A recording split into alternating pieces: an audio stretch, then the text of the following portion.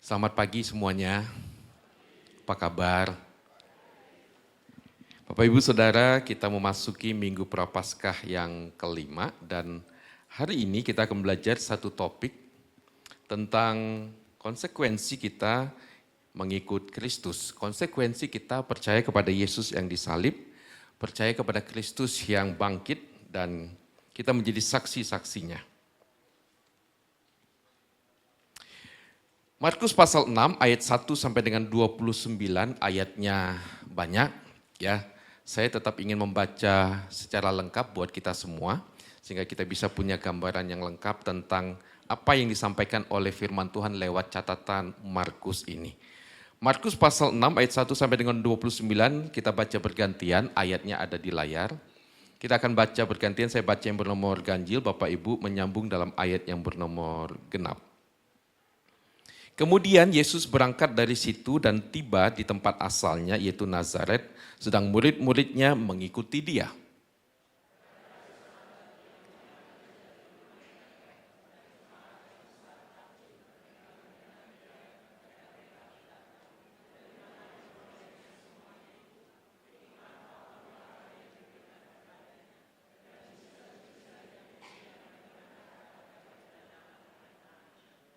Bukankah ia ini tukang kayu, anak Maria, saudara Yakobus, Yoses, Yudas dan Simon? Dan bukankah saudara-saudaranya yang perempuan ada bersama kita?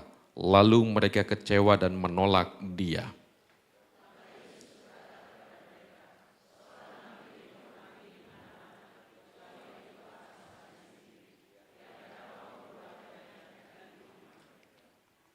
Ia tidak dapat mengadakan satu mujizat pun di sana kecuali menyembuhkan beberapa orang sakit dengan meletakkan tangannya di atas mereka.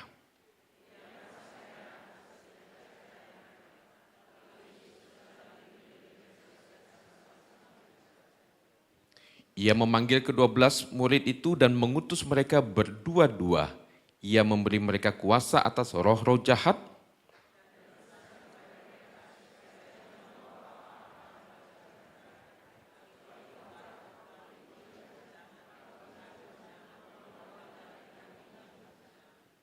Boleh memakai alas kaki, tetapi jangan memakai dua baju.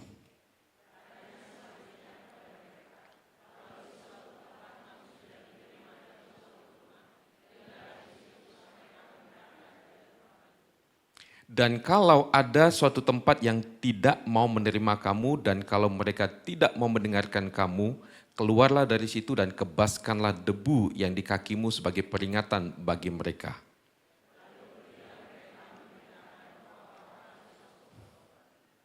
Dan mereka mengusir banyak setan dan mengoles banyak orang sakit dengan minyak dan menyembuhkan mereka.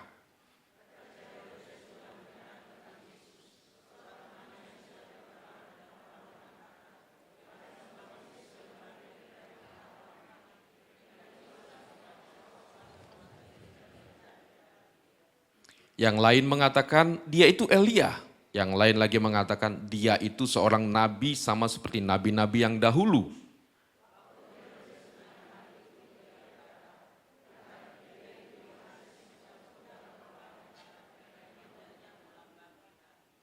Sebab memang Herodeslah yang menyuruh orang menangkap Yohanes dan membelenggunya di penjara bersama dengan berhubung dengan peristiwa Herodias istri Filipus saudaranya karena Herodes telah mengambilnya sebagai istri.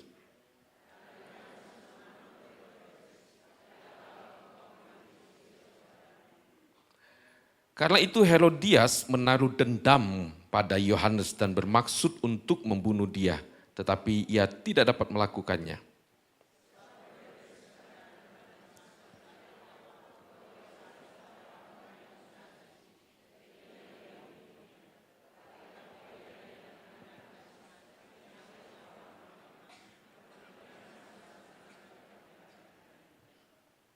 Akhirnya tiba juga kesempatan yang baik bagi Herodias ketika Herodes pada hari ulang tahunnya mengadakan perjamuan untuk pembesar-pembesarnya, perwira-perwiranya dan orang-orang terkemuka di Galilea.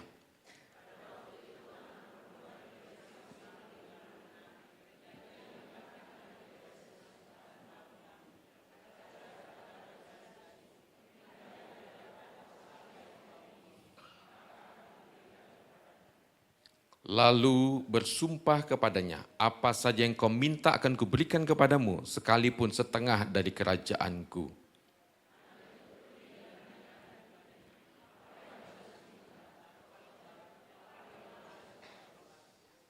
Maka cepat-cepat ia pergi kepada raja dan meminta, aku mau supaya sekarang juga engkau berikan kepadaku kepala Yohanes Pembaptis di sebuah talam.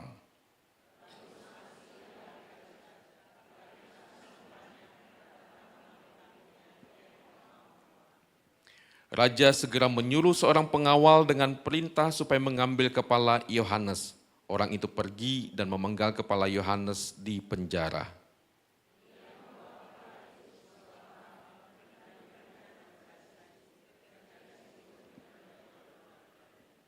Sama-sama, ketika murid-murid Yohanes mendengar hal itu, mereka datang dan mengambil mayatnya, lalu membaringkannya dalam kuburan.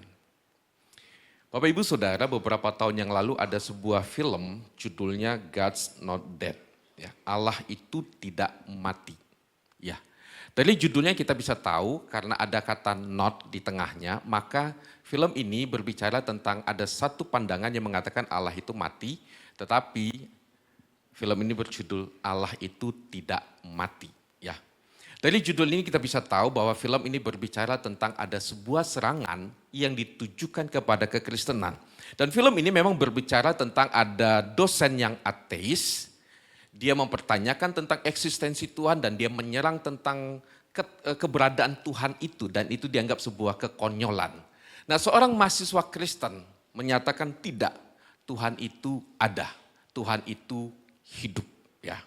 Lalu film ini penuh dengan cerita tentang bagaimana si anak muda ini, mahasiswa ini menceritakan tentang Yesus itu, tentang Tuhan. Nah, Bapak Ibu Saudara, kisah film ini merupakan salah satu cerita dari sekian banyak cerita bagaimana kekristenan di dalam dunia ini mendapatkan serangan perlakuan yang amat sangat tidak tepat begitu ya. Dipertanyakan, ditentang, bahkan dihina, diremehin, dibully sedemikian rupa. Dan dampaknya adalah Bapak Ibu Saudara, orang-orang yang menjadi pengikut Kristus itu dicemooh. Ya. Nah, di dalam dunia nyata, ini memang sebuah film, ini film fiksi, tetapi di dalam dunia nyata mungkin Bapak Ibu Saudara pernah mengalaminya. Karena kita sebagai seorang Kristen, maka kita itu mendapat perlakuan yang tidak semestinya. Bisa jadi kita dihina, dibully, mungkin kita disindir secara halus, mungkin di tempat kita kerja, atau mungkin di tempat kita tinggal. Kita diperlakukan dengan tidak semestinya, diomongin, digosipin dan sebagainya, dengan tujuan supaya kita keluar dari tempat itu. Secara halus maupun juga secara terang-terangan. Bapak Ibu Saudara, menjadi seorang Kristen tentu saja ada konsekuensinya. Identitas dengan konsekuensi itu melekat erat. Ya. Identitas dan konsekuensinya itu melekat dengan erat. Saya sebagai seorang suami, itu identitas saya, itu status saya. Ada konsekuensi yang melekat dengan status saya sebagai seorang suami. Kita sebagai murid Kristus, itu status kita, itu identitas kita. Nah, ada konsekuensi yang melekat dengan identitas itu. Tuhan Yesus pernah mengatakannya di dalam Yohanes pasal 15. Jikalau dunia membenci kamu, ingatlah bahwa ia telah, yaitu dunia, sudah terlebih dahulu membenci aku daripada kamu. Tuhan Yesus ngomong ya, dunia membenci kamu, ingat bahwa dunia sudah terlebih dahulu membenci aku. Ayat 19, jikalau kamu dari dunia, tentulah dunia mengasihi kamu sebagai miliknya. Kalau kamu dari dunia, dunia mengasihimu. Dan dunia tidak akan membenci kamu. Itu Tuhan Yesus katakan. Tapi karena kamu bukan dari dunia, melainkan aku telah memilih kamu dari dunia, sebab itulah dunia membenci kamu. Ingatlah apa yang telah kukatakan kepadamu, seorang hamba tidaklah lebih tinggi daripada tuannya. Jikalau mereka telah menganiaya aku, mereka juga akan menganiaya kamu. Jikalau mereka telah menuruti firmanku, mereka juga akan menuruti perkataanmu. Ayat 21, tetapi semuanya itu akan mereka lakukan terhadap kamu karena namaku. Sebab mereka tidak mengenal Dia yang telah mengutus aku. kita bisa saja akan mengalami perlakuan yang tidak semestinya. Oleh karena apa? Karena kita seorang Kristen. Tuhan Yesus sudah jelas mengatakannya. Karena dunia membenci aku. Dan setiap orang yang membenci aku juga akan membenci kamu. Karena kamu bukan dari dunia ini. Nah Bapak Ibu Saudara, perikop yang kita baca berisi beberapa konsekuensi yang akan dialami oleh seorang yang mengikut Tuhan. Nah saya awali pembahasan kita dari pasal 6 ayat 1. Kemudian Yesus berangkat dari situ dan tiba di tempat asalnya, yaitu kota Nazaret. Sedang murid-muridnya mengikuti dia. Ya. Nah saya ingin mengajak saudara untuk melihat ayat 1 ini. Karena ayat ini penting sekali untuk kita memahami cerita berikutnya tentang konsekuensi ini. Yesus berangkat dan murid-muridnya mengikuti dia. Yesus pergi, murid-muridnya mengikuti dia. Nah, kata mengikuti itu punya pengertian berjalan di belakang seseorang. Atau mengikuti seseorang di sepanjang jalan. Nah, kalau dalam bahasa Jawa mungkin kata yang cocok diterjemahkan itu dengan bahasa Jawa itu ngintil.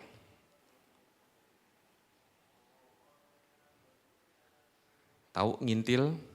Apa itu ngintil? Ngikut. Nah, saya bisa minta tolong kepada majelis Bapak Anto ya. Supaya kita punya gambaran. Yang namanya ngikut itu, ngintil itu kayak apa? Kalau ngikut, anggaplah saya sebagai guru Tuhan Yesus. Anto ini, Pak Anto sebagai murid. Yang namanya ngikut itu posisinya di mana? Depan atau belakang? Depan atau belakang? Betulan loh ya. Yang namanya ngikut itu ada di belakang. Ngintil ya? Oke. Nah Bapak Ibu Saudara dalam pelayanan Tuhan Yesus itu pergi ke berbagai tempat. Kadang-kadang dia pergi ke desa, ke kota, kadang-kadang dia ada di mana, begitu ya. Nah suatu ketika misalnya Tuhan Yesus itu pergi ke pasar, lalu Tuhan Yesus berjalan mengajar begitu ya. Dan ketika Tuhan Yesus masih ngikut toh? Oke. Nah, kalau Tuhan Yesus misalnya, kan Tuhan Yesus pernah ngajar di perahu begitu kan. Nah, duduk ngajar gitu kan. Lalu Tuhan Yesus ngajar dan sebagainya. Bapak Ibu Saudara, lalu Tuhan Yesus melanjutkan perjalanan begitu. Kadang-kadang perjalanannya jalannya enak gitu kan. Tapi kadang-kadang jalannya juga enggak enak. Kadang-kadang Tuhan Yesus diterima, tapi kadang-kadang Tuhan Yesus tidak diterima. Nah Bapak Ibu Saudara,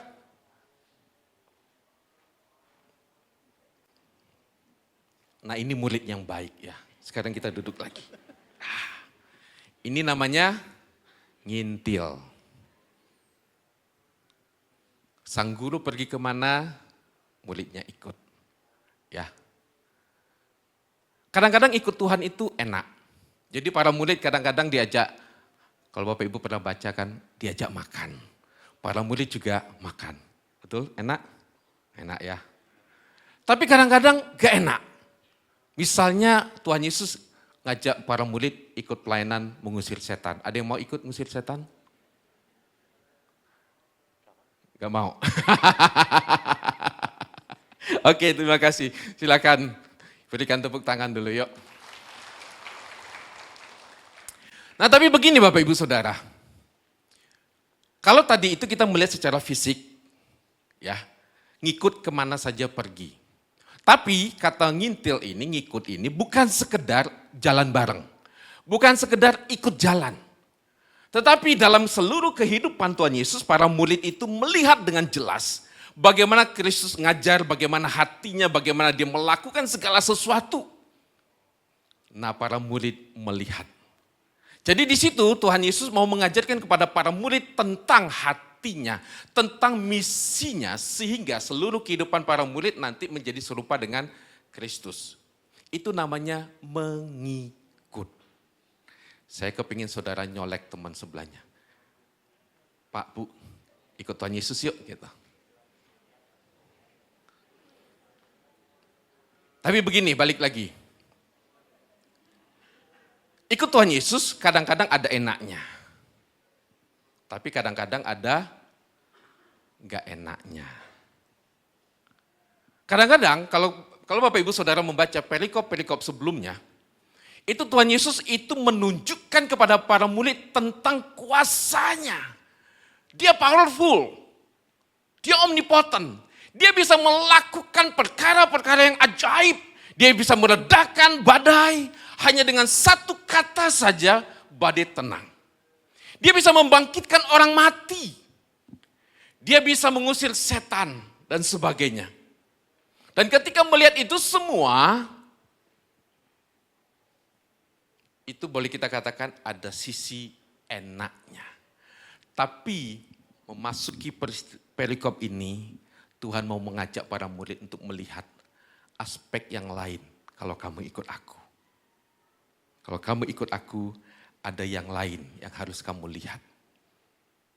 Dan ini bagian yang melekat dengan diri kita. Yang pertama, tentang Yesus ditolak. Ya, ayat 1 sampai dengan ayat 6 di situ bicara tentang Tuhan Yesus kembali ke kota asalnya dan dia mulai mengajar. Tetapi Bapak Ibu Saudara, orang-orang yang ada di kotanya tidak bisa menerima tentang siapa dia. Itu sebabnya orang-orang di kotanya itu bertanya, dari mana diperolehnya semuanya itu? Hikmat apa pulakah yang diberikan kepadanya dan mujizat-mujizat yang demikian bagaimanakah dapat diadakan oleh tangannya? Bukankah ia ini tukang kayu? Anak Maria, saudara Yakobus, Yoses, Yudas, dan Simon. Dan bukankah saudara-saudaranya yang perempuan ada bersama kita? Tuhan Yesus mau mengajak para murid untuk melihat sisi yang lain dari hidup dan mengikut dia. Apa itu? Bisa jadi kamu ditolak. Para orang-orang di kota Nazaret, mereka tidak bisa percaya bahwa Yesus yang selama ini tinggal bersama dengan mereka, itu ternyata adalah Mesias. Itu sebabnya dikatakan lalu mereka kecewa dan menolak dia. Dalam bahasa aslinya skandalon, artinya batu sandungan. Jadi mereka tidak bisa terima secara akal mereka, secara pengalaman mereka, bahwa sosok yang sekarang ada di depan mereka, walaupun tokoh ini tokoh yang viral, dia melakukan banyak mujizat dan pengajaran-pengajarannya luar biasa, tapi mereka tidak bisa percaya dia ini Mesias. Kami tidak percaya. Lalu Tuhan Yesus diusir. Bapak Ibu Saudara, Tuhan Yesus memaparkan kepada para murid. Dia memperlihatkan, lihat, aku bisa melakukan banyak mujizat. Pengajaranku sangat memberkati orang. Tapi perhatikan, mereka tidak percaya kepadaku. Ketika kita dalam hidup kita, dalam kebersamaan kita dengan orang-orang di luar sana, kita cerita tentang Yesus, kita ngobrol tentang anugerahnya, kita bicara tentang kuasanya, mereka nggak percaya. Tuhan Yesus mau mengatakan, ingat, aku sudah pernah ditolak, kamu pun nanti bisa ditolak. Nah Bapak Ibu Saudara, mungkin kita berpikir, Tuhan saya ini sudah ikut Tuhan dengan baik. Aku sudah setia, aku sudah menjaga kekudusan hidupku, aku sudah komitmen sepenuhnya, tapi aku tetap ditolak. Bapak Ibu Saudara, Tuhan Yesus tidak pernah menjanjikan popularitas. Dengan kita setia, kita taat, belum tentu orang menerima kita. Bisa jadi orang menolak kita. Satu hal yang menarik, para murid tetap ikut Tuhan Yesus walaupun orang lain meninggalkan dia. Yang kedua Bapak Ibu Saudara, Tuhan Yesus mengutus para murid. Ya, ini perikop kedua dari ayat 7 dan seterusnya sampai dengan ayatnya yang ke-13. Selama ini para murid melayani bersama-sama dengan Tuhan Yesus, ya. Mereka sudah melihat bagaimana Tuhan Yesus melakukan pelayanan, mereka sudah mendengarkan bagaimana Tuhan Yesus berkorban dan sebagainya. Sekarang mereka praktek kerja lapangan. Ya, disuruh terjun ke lapangan dan mulai melayani. Lalu Tuhan Yesus mengutus mereka berdua-berdua. Tapi menarik untuk kita pikirkan. Yuk kita lihat ya. Ia memanggil ke-12 murid itu dan mengutus mereka berdua-dua. Ia memberi mereka kuasa atas roh-roh jahat. Bapak Ibu Saudara, Tuhan Yesus tidak membiarkan para murid pergi dengan hikmat dan kekuatan mereka sendiri. Tidak. Tuhan Yesus memberikan mereka kuasa, memberikan mereka otoritas untuk melakukan banyak hal dalam pelayanan mereka. Dalam hal ini adalah untuk mengusir roh-roh jahat. Kalau kita masih ingat, beberapa minggu yang lalu Pendeta Ferry Mamahat membahas tentang Yesus sebagai Raja, sebagai Tuan, dan bisa mengusir setan. Ya. Ayat 8 dan 9. Dan berpesan kepada mereka supaya, perhatikan ya, jangan membawa apa-apa dalam perjalanan mereka, kecuali tongkat. Roti pun jangan. Bekal pun jangan. Uang dalam ikat pinggang pun jangan. Boleh memakai alas kaki, tetapi jangan memakai 2 baju. Saya mau coba saudara perhatikan kalimat ini. Kalau saudara disuruh pergi dengan pesan begini, saudara mau pergi enggak? Jangan bawa apa-apa. Kecuali tongkat. Roti jangan. Bukan roti jangan sayur maksudnya ya, bukan. Maksudnya enggak boleh bawa roti. Bekal pun jangan. Uang dalam ikat pinggang pun jangan. Boleh pakai alas kaki, tapi enggak boleh bawa 2 baju. Saya mau tanya saudara, kalau disuruh pergi, taat enggak? Halo? Taat enggak? Kayak kalau tadi itu kalau boleh dibilang ya, kalau cerita tadi saya jalan terus Pak Anto, saya jalan ke sini pasti Pak Anto tuh udah muter. Gitu ya. Kenapa? Ya ini susah. Ya ini susah. Berat loh ini. Saudara pergi, tapi nggak punya apa-apa. Tapi mengapa Tuhan Yesus lakukan ini? Ini mereka lagi praktek.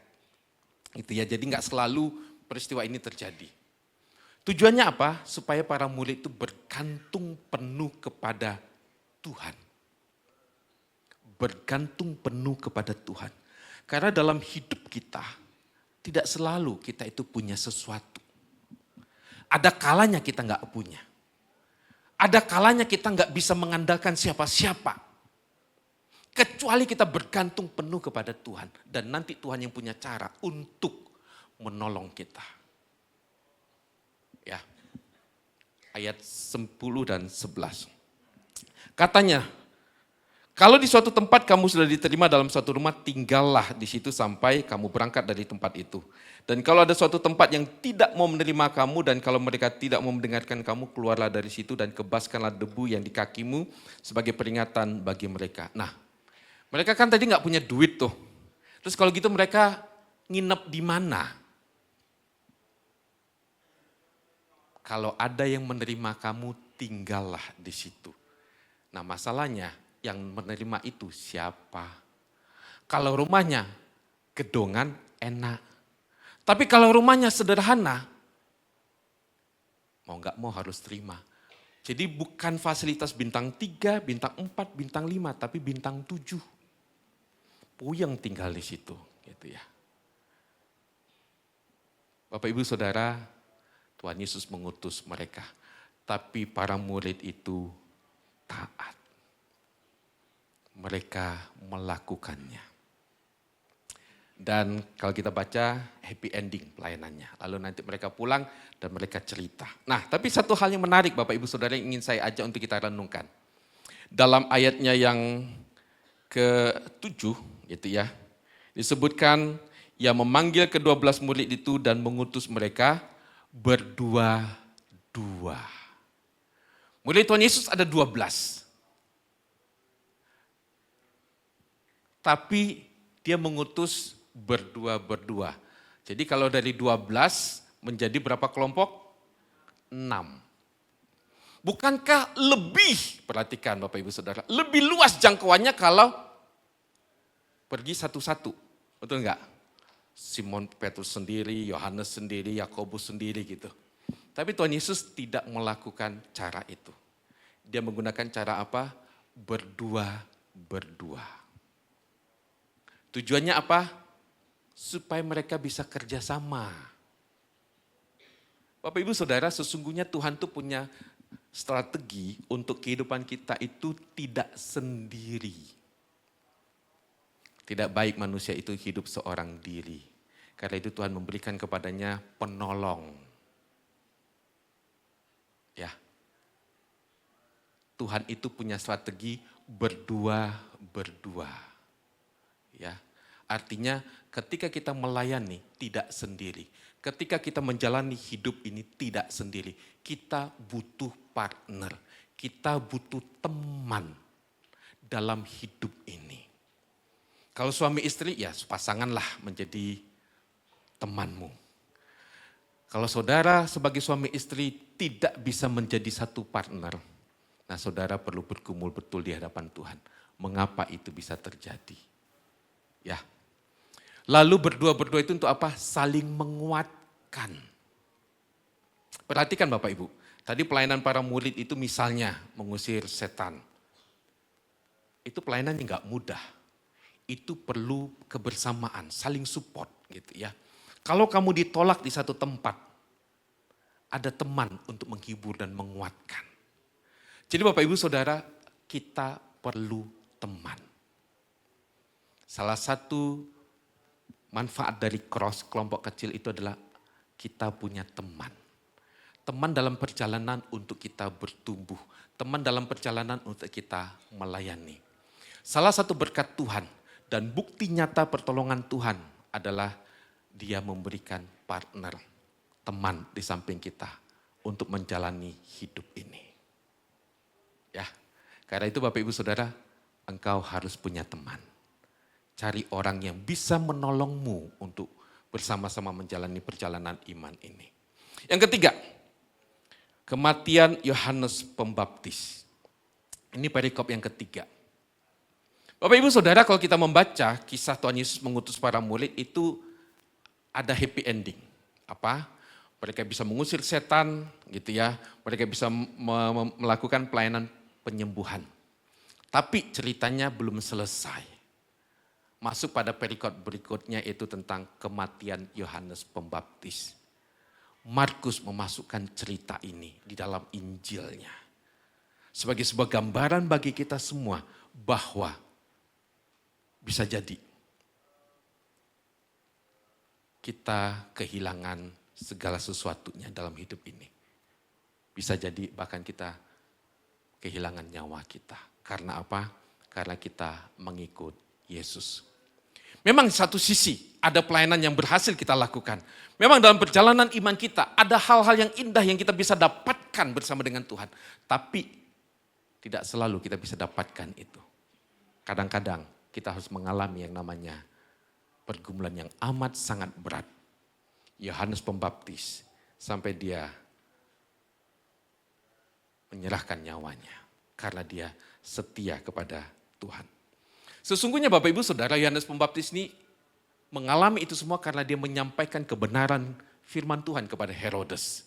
Herodes itu mengambil Herodias, itu istri dari saudaranya, jadi ini iparnya. Ini betul-betul ipar adalah maut. Ya.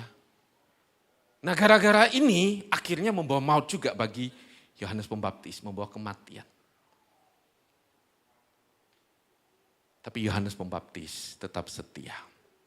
Menyampaikan kebenaran tidak selalu direspon secara positif. Kadang-kadang mengalami penolakan yang luar biasa.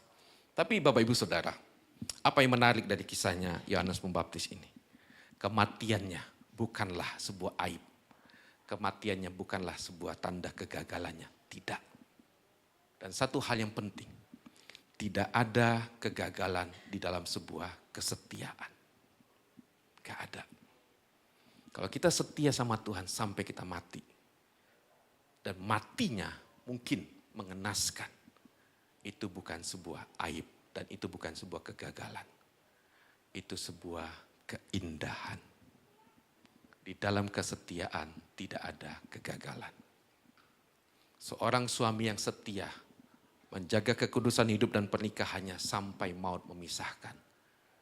Itu sebuah keberhasilan. Itu sebuah keindahan. Amin.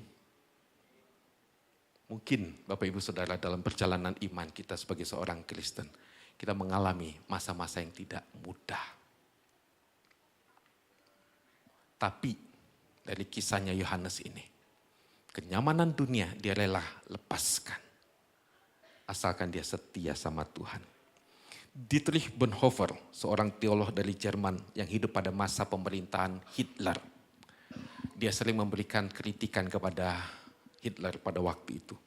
Dan sebuah quote yang menarik yang perlu menjadi hal yang kita pikirkan. Ketika Yesus memanggil seseorang, dia memanggil mereka untuk mati.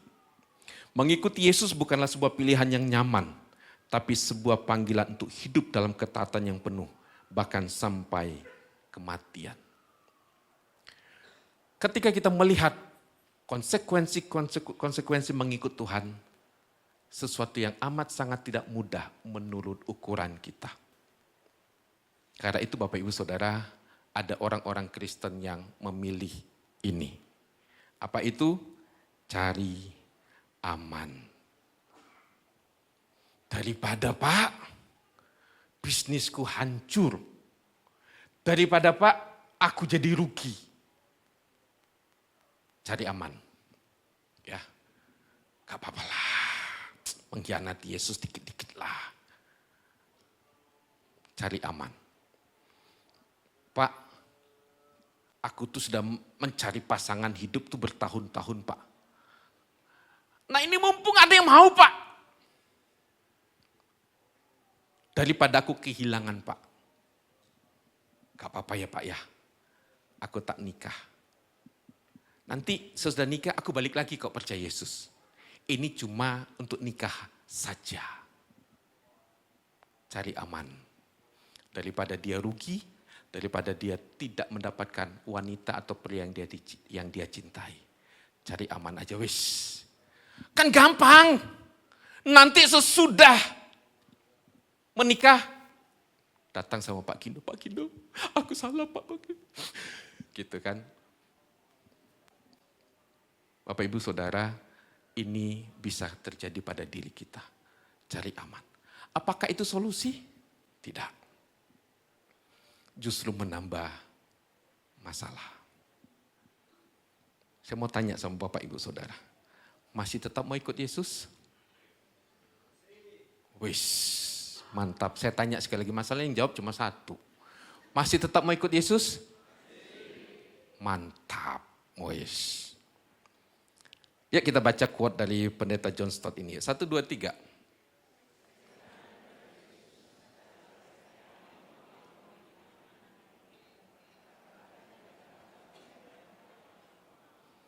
Kesetiaan pada Yesus itu melampaui kenyamanan dunia ini. Dan dunia ini yang menjadi tawaran yang menggoda kita. Kalau kamu tinggalkan dunia ini, lihat loh, rugi loh kamu, rugi loh. Kapan lagi kamu dapat kesempatan ini? Tapi tinggalkan dulu Yesus semua. Kesetiaan mengikut Yesus melampaui kenyamanan itu semua. Bahkan harga yang mahal. Yaitu hidup kita. Karena itu Bapak Ibu Saudara, tetaplah berjalan bersama dengan Tuhan. Dan tetaplah berjalan bersama dengan saudara seiman. Ingat, anugerah hidup yang kekal Tuhan berikan kepada kita itu melampaui segala-galanya. Dan saudara sudah dapatkan itu. Itu terlebih indah dari segala sesuatunya. Dan teramat sangat indah kisah kayu salib yang sebentar lagi akan kita renungkan. Itu teramat sangat indah. Dan tidak bisa dibandingkan dengan tawaran dunia ini.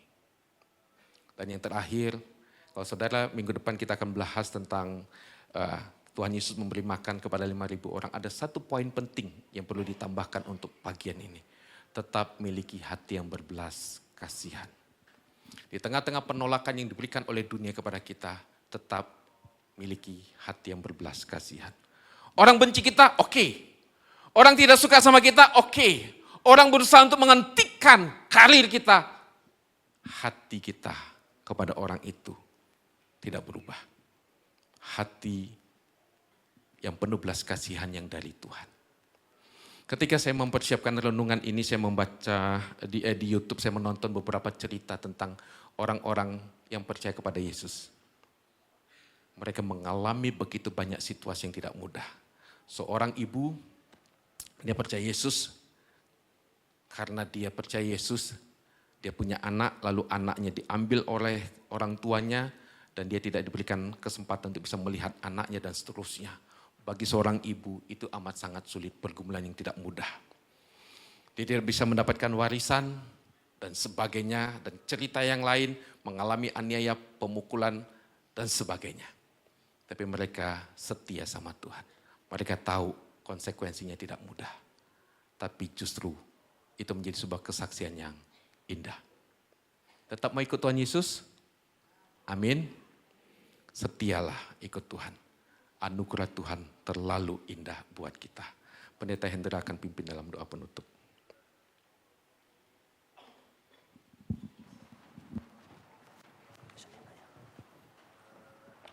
Kita berdoa. Ya Tuhan, kami sungguh bersyukur Tuhan untuk firman Tuhan yang telah kami dengarkan tentang bagaimana konsekuensi ketika mengikut Kristus. Kami tidak dijanjikan jalan tol, kami tidak dijanjikan kemakmuran dan kesenangan sampai akhir hidup kami. Tetapi biarlah kami dapat melihat secara utuh, secara lengkap bagaimana seorang murid Kristus ketika mengikut Kristus. Terima kasih untuk Pendeta Gindo yang telah menyampaikan kebenaran firman Tuhan. Dan biarlah hati kami diubahkan, biarlah hati kami semakin dipenuhi oleh kebenaran firman Tuhan, sehingga kami mengerti apa arti sebagai seorang murid Kristus. Kami tahu bahwa bukan hal yang mudah ya Tuhan di dalam mengikuti Kristus di tengah-tengah berbagai situasi kehidupan yang kami miliki. Tetapi berikanlah kami kekuatan untuk dapat mengikut Kristus, untuk dapat menjadi murid Kristus seperti yang Engkau inginkan. Terima kasih Tuhan. Berkati Pendeta Gindo di dalam pelayanan dimanapun berada sehingga boleh menjadi berkat bagi banyak orang. Terima kasih Tuhan. Terpujilah nama-Mu, dalam nama Tuhan Yesus kami berdoa dan mengucap syukur. Amin.